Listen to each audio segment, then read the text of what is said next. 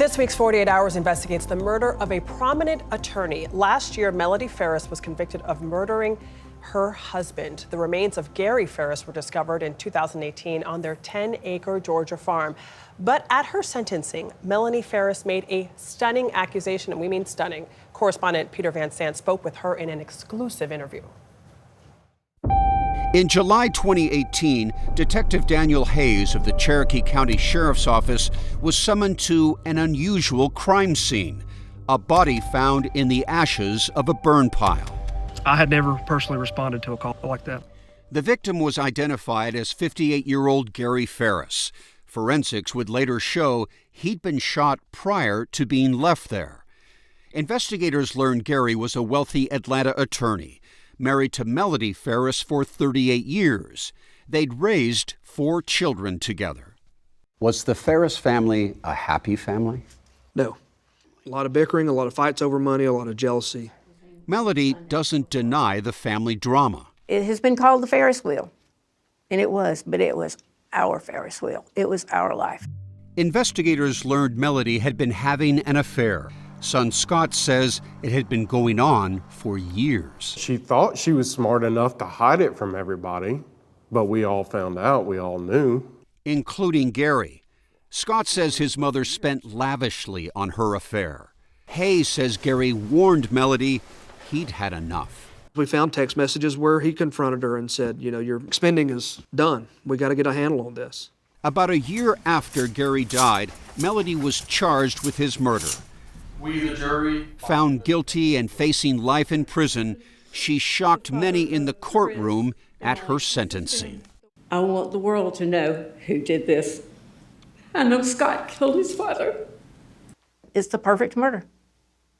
You kill your daddy, you set your mother up, she goes to prison, you get everything. I absolutely had nothing to do with my father's death. And it was 100% Melody Farris who murdered my father. That is the truth. What? Peter Van Sant joins us now. We've been talking about this case during the story. We're like, what? How did that happen? Who was that? So, Peter, where do we begin? I mean, Melody, had she ever mentioned anything about her son being involved before that stunning accusation? No. In fact, Melody told me during the course of the interview that her mother, Scott's grandmother, had told her, by the way, that grandmother today is conveniently dead, had told her that she believed Scott was the killer, and she wanted Melody to fall on the sword to take the blame for this killing to protect Scott.